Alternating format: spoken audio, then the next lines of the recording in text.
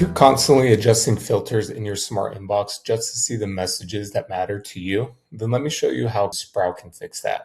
My name is Jake, and in this Sprout Bytes video, we are going to explore custom views. A custom view lets you save a specific filter set as its own dedicated inbox, like the examples we see here in the sidebar. So instead of reconfiguring your filters every time you log in, you just click to your custom view and you're there.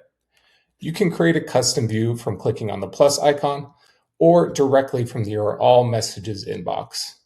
From All Messages, you can apply the filters you want here, such as a specific profile or a specific message type like a DM, a tag, or how Sprout's AI has classified the message. As an example, I'll create a response recommended view. So when I log in for the day, I start with the messages where Sprout recommends a response. Once you have the right combination of filters in place, go ahead and click Save As at the top right.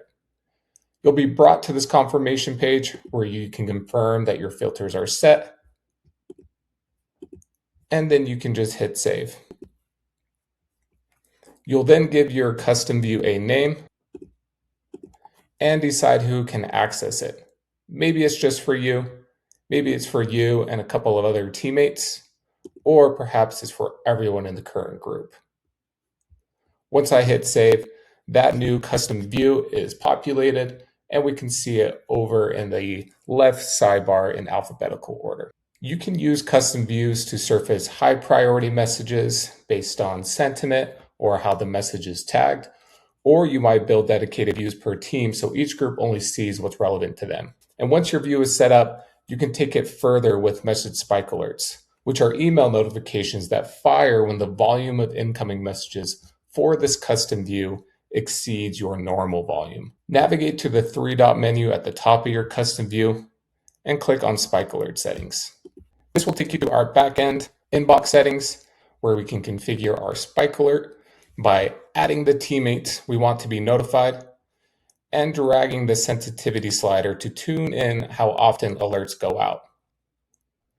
Once we have that sensitivity slider and people in the tool, we can go ahead and hit save.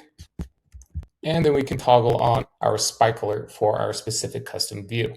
And this will help you stay in the loop during these peak times. In short, custom views are one of those setup steps that make a big difference in how you work day to day. So next time you're in your inbox, do your future self a favor and build out one of your most common filter combinations through a custom view.